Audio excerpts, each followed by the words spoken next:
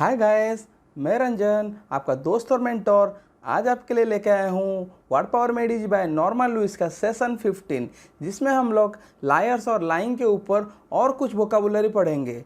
जैसे कि आप लोग को पता होगा, हम लोग सेशन 14 में लायर्स और लाइंग के ऊपर कुछ वोकाबुलरी पढ़े थे। सेशन 14 का एक एक्सटेंशन होगा, उसमें जो रूट वर्ड यूज किया गया था उसी के ऊपर और कुछ वोकाब आज देखने को मिलेगा। आई होप आपको आज का वीडियो बहुत अच्छा लगेगा। तो फिर चलिए ज़्यादा देरी ना करते हुए आज के सेशन को शुरू करते हैं।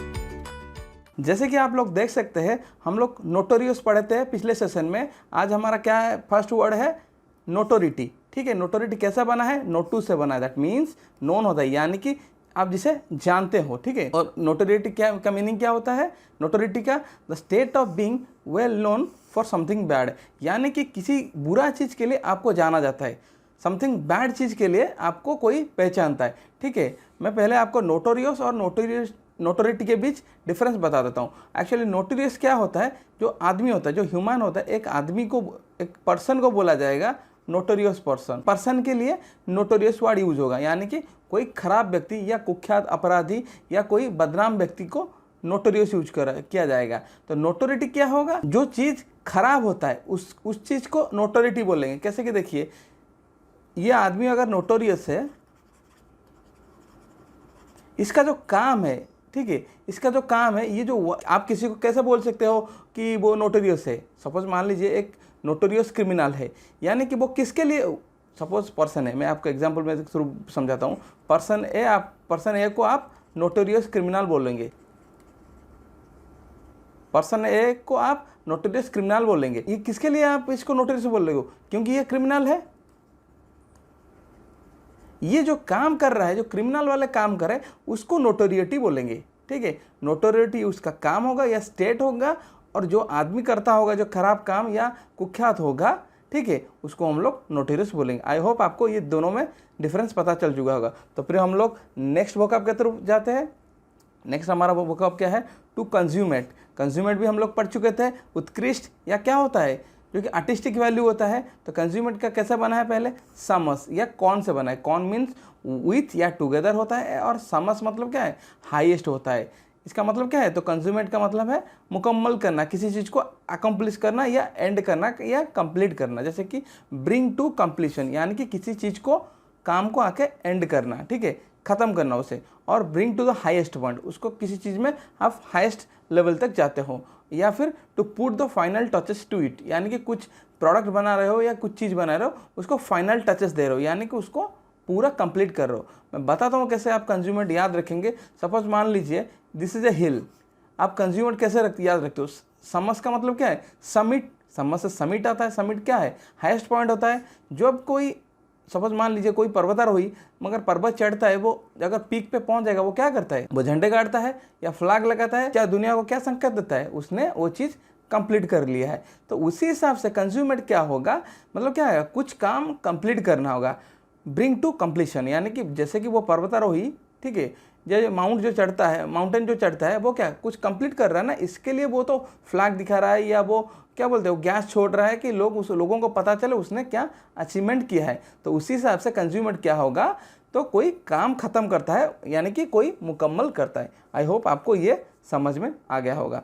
और कंज्यूमेट क्या होता है, जो आदमी उत्कृष्ट होता है। ठीक है, जो काम होता है टू कंज्यूमेट होता है, जो आदमी करता है उसको कंज्यूमेट बोलते हैं। ठीक है, आई होप आपको ये वर्ड के बीच में डिफरेंस पता चल चुका होगा। तो फिर हम लोग नेक्स्ट वोकैब के थ्रू चलते हैं। नेक्स्ट वोकैब हमारा क्या है, इनकॉरिजिबिलिटी। ठीक है, नेक्स्ट वोकैब क्या है, इनकॉरिजिबिलिटी। कैसे बना है, इन एक नेगेटिव प्रीफिक्स है, और कॉरिगो मीन्स टू करेक्ट या सेट स्ट्रेट, यानी कि सीधा करना या उसको करेक्ट करना। ठीक है, तो इनकॉरिजिबिलिटी का मतलब क्या है, state of being beyond reform और करेक्शन।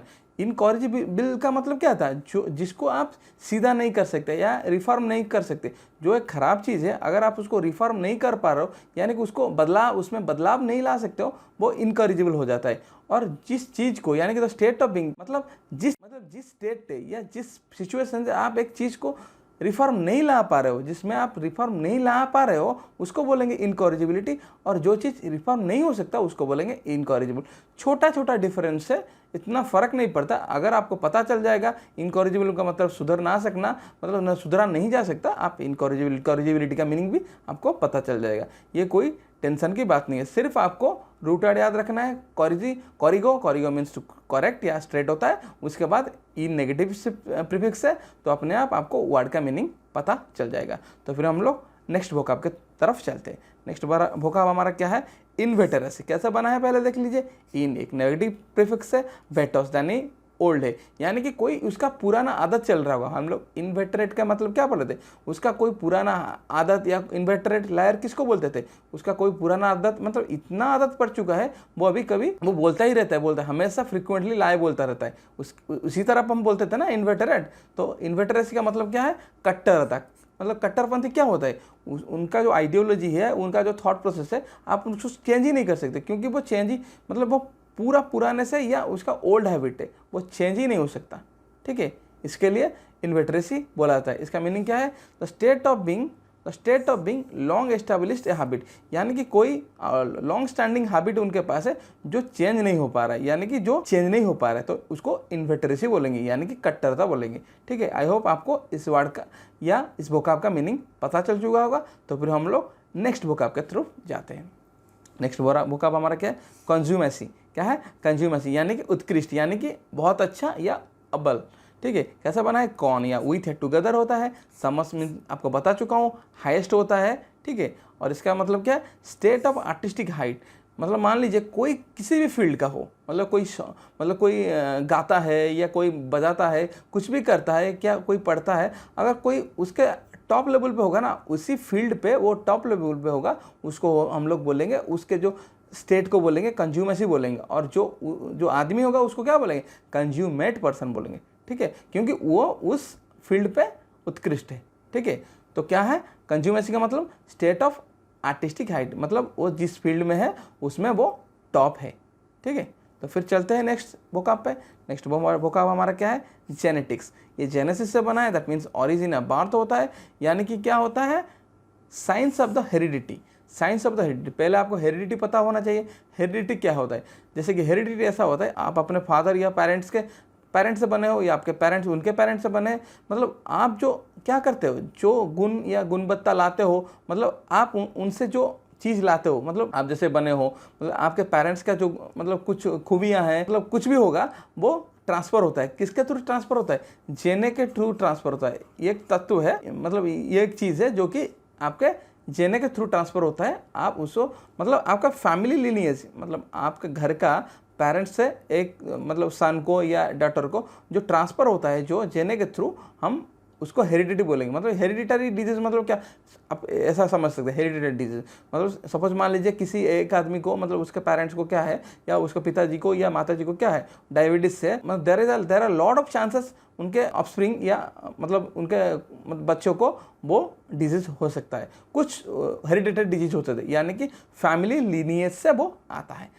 तो ये जेनेटिक्स क्या होता है, साइंस ऑफ द हेरिडिटी, मतलब हेरिडिटी के ऊपर जो पढ़ा जाता है, मतलब उसके ऊपर जो स्टडी होता है, हम उसको जेनेटिक्स बोलते हैं। इसका रियल मीनिंग क्या है, study of heredity and how qualities and characteristic are passed on from one generation to another by means of genes. यानी कि जेनस के थ्रू, मतलब एक जनरेशन आपके पिताजी का एक जनरेशन है या आपका दादाजी का एक जनरेशन है, जब आपका दादाजी का जनरेशन जेने के थ्रू ट्रांसफर होता है किसको, आपको पेरेंट्स को, आपका पेरेंट्स का जनरेशन से आपको ट्रांसफर होता है, वो क्या होता है, मतलब वो जेन के थ्रू ट्रांसफर होता है। उसी चीज़ को हम लोग, उसी स्टडी को हम लोग क्या बोलेंगे, जेनेटिक्स बोलेंगे, मतलब उसी चीज़ को हम लोग जेनेटिक्स बोलेंगे। आई होप आपको ये वर्ड अच्छे से समझ में आ गया होगा। तो फिर हम लोग नेक्स्ट वोकाब के थ्रू जाते हैं।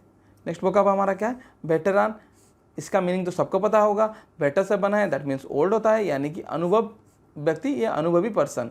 इसका मीनिंग क्या है, a person who has very long experience of a particular job और एक्टिविटी। आप वेटरन किसे बोलते हो, सपोज मान लीजिए कोई भी काम, सपोज एक म्यूजिक इंडस्ट्री में एक आदमी गाता है, अगर उसके पास 30-40 वर्ष का एक्सपीरियंस है, या फिर एक गवर्नमेंट सर्वेंट है जो कि 20 साल नौकरी कर चुका है, उसको हम लोग वेटरन बोल सकते हैं, क्योंकि वो उस फील्ड पे माहिर हो चुका होगा। ठीक है, वो उस काम पे क्या होगा, माहिर हो चुका होगा, उसे हम क्या बोलेंगे, वेटरन बोल सकते हैं। That means person having long experience in his या हर फील्ड, उसके फील्ड पे जो अगर उसके पास लॉन्ग एक्सपीरियंस होगा उसका क्या बोलेंगे, वेटरन बोलेंगे। आई होप आपको ये भी समझ में आ गया होगा। तो फिर हम लोग नेक्स्ट वोकैब की तरफ जाते हैं। नेक्स्ट वोकैब हमारा क्या है, जीनियालॉजी। ठीक है, क्या है जीनियालॉजी, कैसे बना है, जेनेसिस दैट मीन्स ऑरिजिन या बर्थ होता है, लॉजी आपको पता है साइंस या स्टडी होता है, यानी कि वंश आपके फैमिली लिनियज या वंश क्रम पे जो पढ़ाई होती है। दैट मीन्स क्या होता है, study of the history of families, आपके फैमिलीज का हिस्ट्री स्पेशल कैसे पढ़ेंगे, फिर कैसे तो उनको पढ़ना होगा ना, तो कैसे पढ़ेंगे, specially through studying historical documents. यानी कि अगर सपोज मान लीजिए आप मुगल वंशधर या कोई आर्यंस के बारे में कैसे जानते होंगे, उनका कोई मतलब कोई लिखनी मिला होगा, वो कैसे चलते थे, या कुछ आर्टिफैक्ट्स मिला होगा ना, उसी से तो पता चलता है ये मुगल वंश का है या कोई राजवंश का है। तो फैमिली मतलब फैमिली कुछ स्टडिंग मटेरियल मिलता है, जैसे कि हिस्टोरिकल डॉक्यूमेंट्स टू डिस्कवर, उसी से उनको पता चलता है ये कौन से फैमिली से आता है। तो एक्चुअली जीनियोलॉजी का मतलब क्या है, study of the history of families, यानी कि आपके फैमिली का हिस्ट्री को पढ़ा जाएगा specially through studying historical documents, यानी कि कुछ हिस्टोरिकल डॉक्यूमेंट अगर होगा उसके थ्रू पढ़ा जाएगा to discover the relation between particular people and their family. किसके बारे में, आज के ज़माने के जो लोग हैं और पिछले ज़माने के जिसके साथ वो क्या कंपेयर किया जा रहा है, वो हिस्टोरिकल रिकॉर्ड्स के थ्रू देखा जाता है ये किस चीज़ का, मैं किस वंशज का मतलब ऑफस्प्रिंग है। ठीक है, आई होप आपको ये जीनियोलॉजी का मतलब पता चल चुका होगा। तो फिर हम लोग नेक्स्ट वोकैब की तरफ जाते हैं। नेक्स्ट वोकैब हमारा क्या है, जेनिटल। ठीक है, जेनिटल यानी कि जननांगी, कैसा बना है, जेनेसिस या ओरिजिन या बर्थ से बना है। जेनिटल, फीमेल जेनिटल या मेल जेनिटल क्या होता है, रिप्रोडक्टिव या सेक्सुअल ऑर्गन्स। आप लोग इसे सिंपल याद रख सकते हैं, आपके सेक्सुअल ऑर्गन्स को हम लोग जेनिटल बोलते हैं। ठीक है, आई होप ये भी समझ में आ गया होगा। तो फिर हम लोग नेक्स्ट वर्ड पे चलते हैं। I think this is the last vocab of our today session. तो फिर आई होप आप लोग पूरा वीडियो देखे होंगे और इसे अच्छे से देखिए, क्योंकि ये आपको आपके लिए बहुत फायदेमंद होगा। तो जेने क्या होता है, जनन कोशिका में रहने वाला जीन नामक तत्व, जब जिस तरह मैं बताया था पिछले मतलब 2-3 वोकैब के पीछे, क्या बताया था, जेने क्या होता है, particle that transmits hereditary characters. यानी कि सपोज मान लीजिए मैं जैसे बताया था, आपके दादाजी के थ्रू कहाँ जाते हैं, आपके पेरेंट्स को जाता है, यानी कि आपको पिताजी को, आपको पिताजी से आपको ये जो चीज़ ट्रांसफ़र होता है ना, मतलब जो भी चीज़ ट्रांसफ़र होता है, आप इनके जैसा थोड़ा दिखने लगते हो, इनका आइस मतलब कॉफ़ी हो जाता है, या उनका बात करने का स्टाइल या उनका थिंकिंग करने का स्टाइल, ये जिस चीज़ से ट्रांसफ़र होता है हम उसको इसी चीज़ को जेने बोलते हैं। ठीक है, आपको कैसा पता है, डीएनए से पता चलता है जेने, आपका डीएनए पता है ना, डीएनए और आरएनए पता है, आपको पता होगा। डीएनए से पता होता है आप किस ऑफस्प्रिंग से हो, यानी कि वो जेने से ट्रांसफ़र होता है।